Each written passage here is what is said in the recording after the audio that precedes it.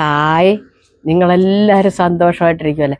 ആ സന്തോഷമായിട്ടിരിക്കുന്ന കൂട്ടത്തിൽ നിങ്ങൾക്കൊക്കെ ഉള്ളൊരു അസുഖത്തിൻ്റെ ഒരു കാര്യം ഞാൻ പറഞ്ഞു തരാം.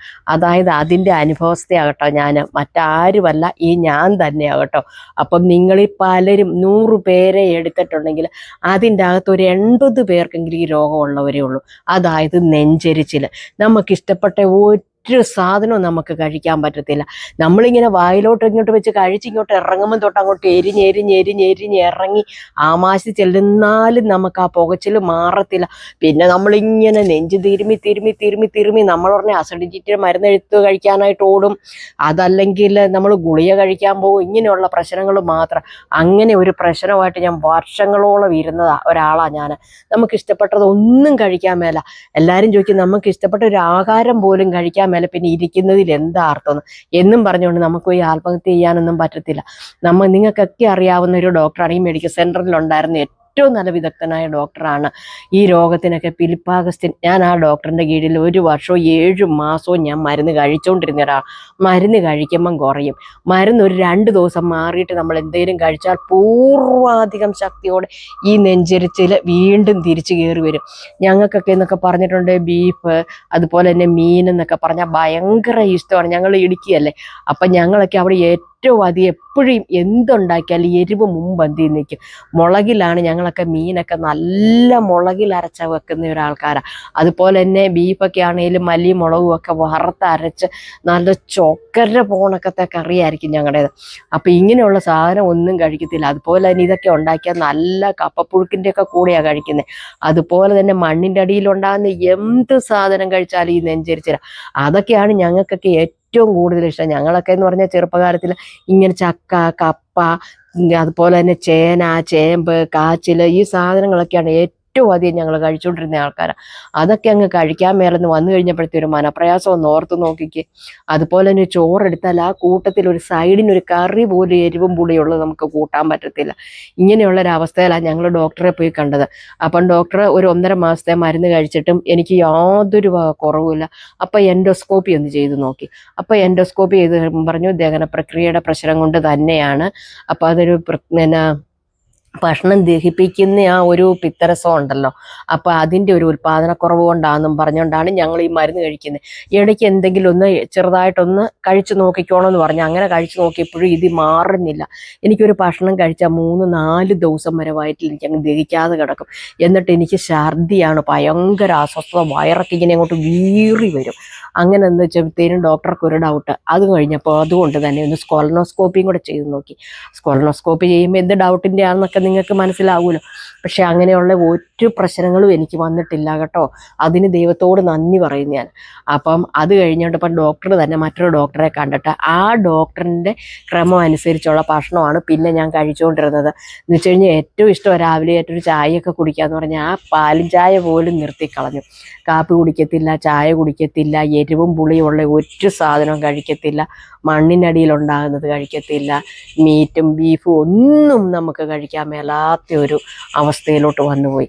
അപ്പോൾ അങ്ങനെ പിന്നെ ഞാൻ ഏറ്റവും അധികം കഴിച്ചുകൊണ്ടിരുന്ന ആ സമയങ്ങളിൽ കപ്പളങ്ങ, ചില സ്ഥലത്തോട്ട് പപ്പായ, പപ്പരങ്ങ എന്നൊക്കെ പറയും, അത് പച്ചയായാലും പഴമായാലും ചനപ്പായാലും ഒക്കെ ഞാൻ ഇതാണ് ഏറ്റവും കൂടുതൽ കഴിക്കുന്നത്. അതാണ് ഏറ്റവും നല്ലത് ദഹനത്തിൽ നിന്ന് ഡോക്ടർ പറഞ്ഞു. മറ്റു പ്രശ്നങ്ങളൊന്നുമില്ല. സംഭവം ശരിയാണ്, ഞാൻ എന്തോരം കഴിച്ചാലും എനിക്കൊരു പ്രശ്നമില്ല. എൻ്റെ ആങ്ങളുടെ മോൻ്റെ കല്യാണത്തിന് പോയപ്പം പോലും ഞാൻ ഈ കപ്പളങ്ങ ചെത്തി ഒരു ബോട്ടിലാക്കിയാണ് കൊണ്ടുപോയത്. ഇവിടുന്ന് കുടിവെള്ളവും കൊണ്ടുപോവുകയാണ് ചെയ്തത്. കാരണം അങ്ങനെ പോലും എനിക്കൊരു ഭക്ഷണം കഴിക്കാൻ മേല. എനിക്കെന്ന് പറഞ്ഞാൽ സദ്യയൊക്കെ കഴിക്കുന്നത് ഭയങ്കര ഇഷ്ടമാണ്. ഞാൻ ഇങ്ങനെ ആസ്വദിച്ചൊക്കെ സദ്യയൊക്കെ ഇരുന്ന് കഴിക്കുന്ന ഒരാളാണ്. അപ്പോൾ എനിക്കതൊക്കെ ഭയങ്കര സങ്കടം. അങ്ങനെ 1 വർഷവും 7 മാസവും കടന്നുപോയി.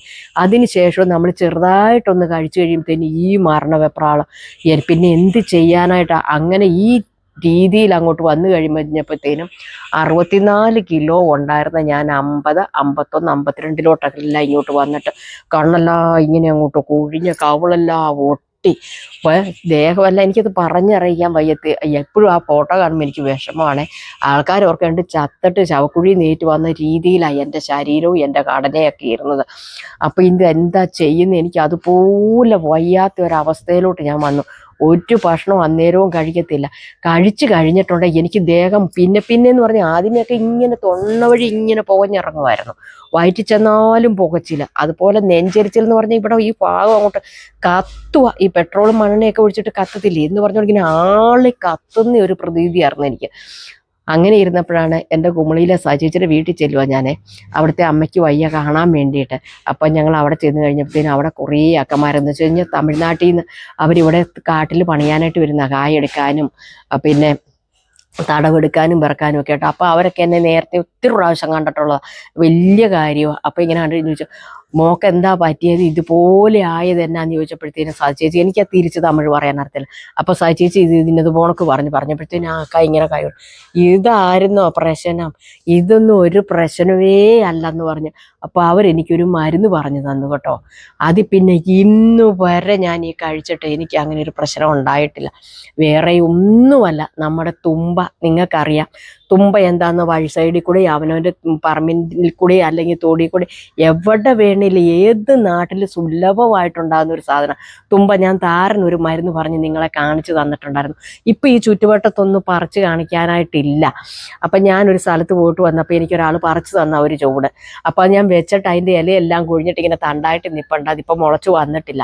ആ തുമ്പ ഒരുപാട് കാര്യത്തിന് ഗുണമുള്ള ഒരു സാധനമാണ്. അപ്പോൾ എന്നോട് പറഞ്ഞു, ഒരു കാര്യം ചെയ്യണം, രാവിലെ ഏറ്റ് കഴിയുമ്പോൾ ഒരു 5 or 6 ഗ്ലാസ് വെള്ളം എടുക്കുക, അല്ലെ വീട്ടിലുള്ളവർക്ക് മുഴുവൻ കഴിച്ചാലും ഏറ്റവും നല്ല സാധനം. ഈ തുമ്പയുടെ ഇല ഒരു കിട്ടാനുണ്ടെങ്കിൽ ഒരു പിടി ഇല പറിച്ച് നന്നായിട്ട് കഴുകുക. വീട്ടിൽ എത്ര പേരുണ്ടോ അതനുസരിച്ചുള്ള കുടിവെള്ളം പോലെ വെച്ചു. അതല്ല, അത് നിങ്ങൾക്ക് എല്ലാവർക്കും പറ്റില്ല, തനിക്ക് മാത്രമാണേലും മതി. അപ്പം എനിക്ക് മാത്രം എന്ന് പറഞ്ഞാൽ ഞാൻ നന്നായിട്ട് വെള്ളം കുടിക്കുന്നയാളാന്ന് പറഞ്ഞു. അപ്പോൾ ഒരു കാര്യം ചെയ്ത്, ആ കുടിക്കുന്ന വെള്ളത്തിൻ്റെ അനുസരിച്ച് ഇപ്പോൾ ഒരു 6 ഗ്ലാസ് വെള്ളത്തിനാണെങ്കിൽ ഇങ്ങനെ ഒരു പിടി തുമ്പ മതി. അതിൽ കൂടുതലാണെങ്കിൽ അതിൻ്റെ അളവനുസരിച്ച്, കുറവാണെങ്കിൽ അതിൻ്റെ അളവനുസരിച്ച്. അപ്പോൾ അങ്ങനെ ആ തുമ്പയിട്ട് വെള്ളം ഒന്ന് നന്നായിട്ട് തിളപ്പിച്ചിട്ട് ആ വെള്ളം നമ്മൾ അരിച്ചൂറ്റി നമ്മൾ പല ആവർത്തിയായിട്ട് കുടിച്ചാൽ മതി. ജീവിതത്തിൽ നെഞ്ചരിച്ചിൽ ഉണ്ടാകത്തില്ലെന്ന് പറഞ്ഞു. ഒത്തിരി കാലം ഒന്നും കുടിക്കണ്ട, 1-2 ആഴ്ച കുടിക്കുമ്പം തന്നെ ഇത് മാറിപ്പോകുമെന്ന് പറഞ്ഞു. സത്യം അക്ക, ഞാൻ സത്യം അക്ക, അക്കായ്ക്ക് കെട്ടിപ്പിടിച്ചൊരുമ്മ. അത് കഴിഞ്ഞ പിന്നെ ഇന്നേത് വരെ എനിക്ക് ഈ നെഞ്ചരിച്ചിലോ ദഹനപ്രശ്നമോ ഒന്നും, സത്യം എൻ്റെ അമ്മച്ച് സത്യം, എനിക്ക് പിന്നെ ഉണ്ടായിട്ടില്ല കേട്ടോ. പക്ഷെ എങ്കിൽ പോലും ഇപ്പോഴും ഞാൻ ഈ തുമ്പ എവിടെ കിട്ടിയാലും ഏതെങ്കിലും ഇവിടെ കൂടെ പോകുമ്പോൾ കിട്ടിക്കഴിഞ്ഞാൽ പറിച്ചുകൊണ്ട് വന്ന് ഒരു ബോട്ടിലിട്ട് ഫ്രിഡ്ജിൽ വെച്ചിട്ട് ഞാൻ ഈ വെള്ളം തിളപ്പിച്ച് കുടിക്കാറുണ്ട്. എന്നിട്ട് എന്നോട് പറഞ്ഞു, ഈ തുമ്പ കിട്ടാനില്ല എങ്കിൽ ഒരു കാര്യം ചെയ്തോണം, ഇങ്ങനെ കുടിവെള്ളത്തിൻ്റെ അകത്തോട്ട് ഒരു ഞുള്ള് ജാതിക്കയോ, എന്ന് വെച്ചാൽ ജാതിക്ക നിങ്ങൾക്ക് എല്ലാവർക്കും ഒരു പൊട്ടിച്ചിട്ട് കുഞ്ഞി പീസിട്ട് വെള്ളം തിളപ്പിച്ച് വെച്ചേക്കുക. അതല്ലെങ്കിൽ ഒരു ഞുള്ള് ജീരകം ഇട്ട് വെക്കുക, അല്ലെങ്കിൽ 2 മല്ലി ഇട്ട് വെള്ളം തിളപ്പിച്ച് ചുമ്മാ വെള്ളം കുടിക്കണ്ട. അതുപോലെ തന്നെ കട്ടൻ ചായയും കട്ടൻ കാപ്പിയും പരമാവധി ഒഴിവാക്കിക്കും. രാവിലെ വൈകിട്ട് ഓരോ ഗ്ലാസ് പാൽ ചായയൊക്കെ കുടിച്ചെന്നും പറഞ്ഞ് ഒരു കുഴപ്പമില്ല. അതിൻ്റെ അകത്ത് ഇനി ഇടയ്ക്ക് ഇനിയിപ്പോൾ ഒരു പരവേശം തോന്നി ഒരു ഇച്ചിരി ചായപ്പൊടി ഇട്ട് കുടിക്കണമെന്ന് തോന്നിയാൽ കുഴപ്പമില്ല. പക്ഷെ എന്നാലും കാപ്പി കുടിക്കാൻ നിൽക്കണ്ട കേട്ടോ, കാപ്പി ദോഷമാണെന്ന് പറഞ്ഞു. അപ്പം ഞാൻ ഈ തുമ്പ എവിടെ കിട്ടിയാലും ഇത് വെള്ളം തിളപ്പിച്ച് ഞാൻ കുടിച്ചിട്ട് ഇപ്പം എൻ്റെ ഏറ്റവും ഇഷ്ടപ്പെട്ട ഭക്ഷണം, ഞാൻ ഇന്നലെയും കഴിച്ചു കപ്പപ്പുഴുക്കും കറിയും കഴിച്ചു, ബീഫ് കറിയും കഴിച്ചു, മീനായാലും എൻ്റെ ഇഷ്ടത്തിന് മുളകിൽ വെച്ച് കഴിച്ചു. അതായത് പുട്ട്, അപ്പം, ഉപ്പുമാവ്, അട, അതുപോലെ തന്നെ ഇലയുടെ ഭയങ്കര ഇഷ്ടം എനിക്ക്. ശർക്കരയും തേങ്ങയും ജീരകമൊക്കെ വെച്ചാൽ ഇലയുടെ പുഴുങ്ങിയ ലാവിക്ക് അതൊന്നും എനിക്ക് തിന്നാൻ മേലായിരുന്നു. ഇപ്പം അതൊക്കെ ഞാൻ എന്തോരം തിന്നു, കയറി ഇറങ്ങി തിന്നു. അത്രയ്ക്ക് എനിക്ക് എല്ലാ ആ രോഗത്തിൽ നിന്നൊന്ന് മാറിക്കിട്ടി. 1 രൂപ മുടക്കാതെയാണ് എനിക്ക് എൻ്റെ ഈ അസുഖം മാറിക്കിട്ടി. ഈ അസിഡിറ്റി പ്രശ്നം എത്രയായിരം രൂപ ഞാൻ കൊണ്ടുപോയി മെഡിക്കൽ ട്രസ്റ്റിൽ കൊടുത്തെന്നുള്ളത് എനിക്കും കൂടി അറിയത്തില്ല. എന്നും പറഞ്ഞുകൊണ്ട് നിങ്ങൾ ആരും അലോപ്പതി ചെയ്യേണ്ടെന്നല്ല കേട്ടോ പറഞ്ഞത്. ഓരോരുത്തർക്കും ഓരോരുത്തരുടേതായ രീതികളുണ്ട്. നമ്മൾ എന്തൊക്കെ പറഞ്ഞെന്ന് പറഞ്ഞാലും ഇംഗ്ലീഷ് മരുന്ന് കഴിക്കുന്നവർ അതേ കഴിക്കൂ, ആയുർവേദം കഴിക്കുന്നവർ കഴിക്കും, അലോപ്പതി കഴിക്കുന്നവർ കഴിക്കും, ഹോമിയോ കഴിക്കുന്നവർ കഴിക്കും, ഇതെല്ലാം കഴിക്കുമെന്ന് എല്ലാവരും. പക്ഷേ ഈ അവസാനം നമ്മൾ ആരെങ്കിലും പറഞ്ഞു തരുന്നൊരു ഞൊടുക്ക് മരുന്നേൽ ഇത് പിടിച്ചു കെട്ടിയ പോലെ നിൽക്കും. പക്ഷെ എന്നാലും എനിക്ക് ആ അസുഖങ്ങളെല്ലാം മാറിക്കിട്ടി. ഇപ്പം ഞാൻ വീണ്ടും വണ്ണമൊക്കെ വെച്ച് കുഴപ്പമൊന്നുമില്ലാതിരിക്കുന്നു കേട്ടോ. അപ്പം ഇങ്ങനെ ഈ അസിഡിറ്റിയുടെ പ്രശ്നം, നെഞ്ചരിച്ചിൽ, അതുപോലെ തന്നെ കഞ്ഞി കത്തുന്ന പ്രശ്നം, ഇതൊക്കെ ഉള്ളവർ ഈ തുമ്പയിലൊന്ന് ആശ്രയിച്ച ശരീരത്തിന് ഒരു ദോഷവുമില്ല, യാതൊരു വക സൈഡ് എഫക്റ്റും ഇല്ല. ഇതൊന്നും ഇല്ലാത്തവർ കഴിച്ചാലും വളരെ നല്ലതാണ് കേട്ടോ. അപ്പം മറ്റൊരു കുഴപ്പമില്ല. അപ്പം എന്തെങ്കിലും സംശയം ഉണ്ടെങ്കിൽ കമൻറ്റ് ബോക്സിൽ വന്ന് കമൻറ്റ് ചെയ്യാൻ മറക്കല്ല. അപ്പോൾ അടുത്ത വീഡിയോയിൽ വീണ്ടും കാണാം. Tata bye bye. ഓക്കെ.